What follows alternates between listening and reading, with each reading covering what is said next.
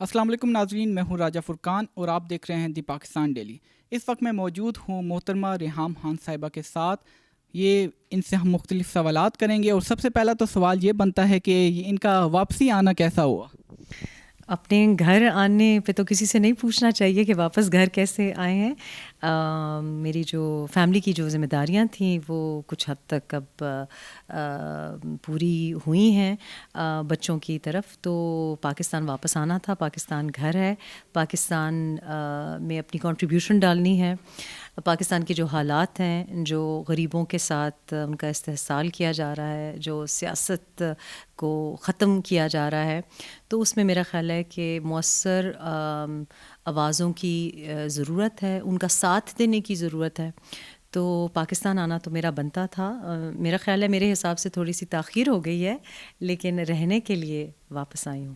اچھا میم، آپ یہ بتانا پسند کریں گی کہ جو آئی ایم ایف کی جانب سے جو لون جو ہے وہ اپروو کر دیا گیا ہے تقریباً، اور ملک کی جو معیشت ہے اس کو بھی بہتری لانے کے اس طرح آثار نظر آ رہے ہیں، جس طرح کہ شوکت ترین نے کل ایک بیان دیا کہ 6 سے 7 روپے ڈالر کی قیمت جو ہے وہ کم ہوگی۔ تو آپ کو کیا لگتا ہے کہ جس طرح کے بیانات آ رہے ہیں اس سے ملک کی معیشت میں بہتری آئے گی یا نہیں؟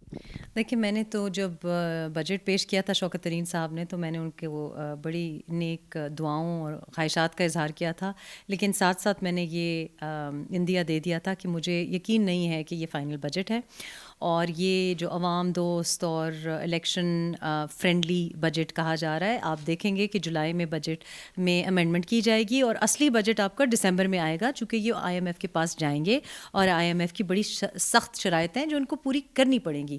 اور رہی بات ڈالر کی، تو وہ تو ہم دیکھ رہے ہیں کہ گزشتہ 6 ماہ میں 23 روپے کا اضافہ ہوا ہے، یعنی ڈیویلیویشن میں جو روپے کی قدر گری ہے، 23 روپے بڑھا ہے یو ایس ڈالر۔ اور یہ وہی لوگ ہیں جو کہ کہتے تھے کہ 1 روپیہ جب بڑھتا ہے تو آپ کا جو ملکی قرضہ ہے اس میں کتنا 1 ارب کا اضافہ ہوتا ہے۔ تو گزشتہ 6 ماہ میں یہ جو 23 روپے ڈیویلیو ہوا ہے روپے کی قدر، تو اس میں ہمیں کتنا ہوا، یعنی کہ 2900 بلین، یعنی 2900 ارب آپ کے چڑھ گئے ہیں، لیکن اسے پوچھنے والا کوئی نہیں۔ اب شوکت ترین صاحب کو ہم پوچھیں کہ جون میں جو آپ نے بجٹ دیا تھا، اب جو آپ ہمیں دے رہے ہیں، تو ہم آپ کی بات پہ کیسے اعتبار کریں؟ بات کریڈیبلٹی کی بھی ہے، تو مجھے ابھی بھی کوئی اعتبار نہیں ہے۔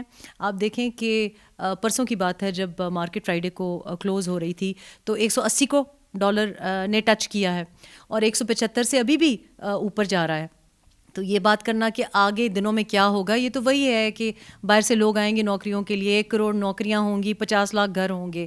نہ ہم نے 50 لاکھ گھر دیکھے، نہ ہم نے ڈالر کی جو پرائس ہے وہ کنٹرول میں دیکھی، اور ان کے بس میں نہیں ہے یہ کنٹرول کرنا۔ اب آئی ایم ایف کی وجہ سے آپ دیکھیں گے کہ اور سختی ہوگی، عوام کی کمر، غریب عوام کی کمر توڑ یہ بجٹ ہوگا، اور آئی ایم ایف کی جو شرائط ہوں گی اس سے آپ کی مشکلات میں اضافہ ہوگا۔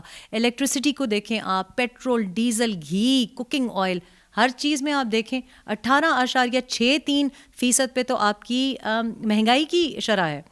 تو یہ ساری باتیں ہیں، اور مجھے افسوس ہے کہ شوکت ترین صاحب کو بھی اس حکومت کا اسپوکس پرسن بن کے استعمال کیا جا رہا ہے، ورنہ یہاں پہ کوئی اکانومی یا ان کی کوئی اکانومسٹ برین تو استعمال نہیں کیا جا رہا۔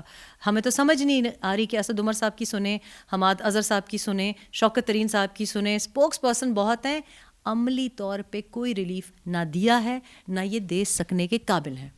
اچھا، یہ اپوزیشن کی جانب سے، پی ڈی ایم کی جانب سے یہ ایک مطالبہ بھی سامنے آیا ہے کہ 2022 میں نیا الیکشن کروائے جائے، تو کیا سمجھتی ہیں کہ جو اپوزیشن کی جو تحریک ہے، جو لانگ مارچ ہے، ایکسپیکٹڈ لانگ مارچ ہے، وہ کامیاب ہو پائے گا؟ اور آپ کو کیا لگتا ہے کہ 2022 میں آپ کو الیکشن نظر آتے دکھائی دے رہے ہیں؟ لیکن 2022 میں تو میرا خیال ہے کہ بڑے میاں صاحب جو ہیں، میاں نواز شریف صاحب، وہ ان کی لائن بڑی کلیئر ہے کہ فریش اینڈ فری الیکشنز ہونے چاہیے، اور میرا خیال ہے کہ جو سلیکٹرز نا خوش دکھائی دے رہے ہیں اپنے سلیکٹڈ سے، تو شاید سلیکٹڈ کے لیے بھی یہ ایک سیف ایگزٹ ہو کہ اگلے سال الیکشنز ہوں۔ ہماری طرف سے، عوام کی طرف سے، اس سے بہتر کوئی سلوشن ہمارے لیے بھی نہیں ہو سکتا، اس لیے کیونکہ ایک کٹ پتلی کو بدل کے دوسری کٹ پتلی رکھ دینا کوئی صحیح سلوشن نہیں ہے پرابلم کا۔ تو فریش اینڈ فیئر الیکشنز اس لیے ہونے چاہیے کیونکہ فریش اینڈ فیئر الیکشنز 2018 میں ہوئے ہی نہیں. تو یہ کوئی نئی الیکشنز نہیں ہو رہے, یہ اب الیکشنز ہوں گے اگر اگلے سال ہوئے. ملک میں غربت کی بچاؤ کے لیے, ملک کی معیشت کو بچانے کے لیے, ملک میں مہنگائی سے عوام کو بچانے کے لیے. اور دیکھیں ہماری معیشت جب تک مضبوط نہیں ہوگی تو ہماری جو جوہری طاقت ہے اس کو بھی ہم پروٹیکٹ محفوظ نہیں رکھ سکیں گے. اس لیے فریش, فری, فیئر الیکشنز اگلے سال ہماری ضرورت ہے. اگر پی ڈی ایم مؤثر طریقے سے حزب اختلاف کی جتنی جماعتیں ہیں اس پہ ایکشن نہیں لیں گی, لانگ مارچ کے ذریعے کرتے ہیں یا کوئی اور صورتحال نکالتے ہیں, تو پھر ان کی سیاست بھی ختم ہونے کا خدشہ ہے.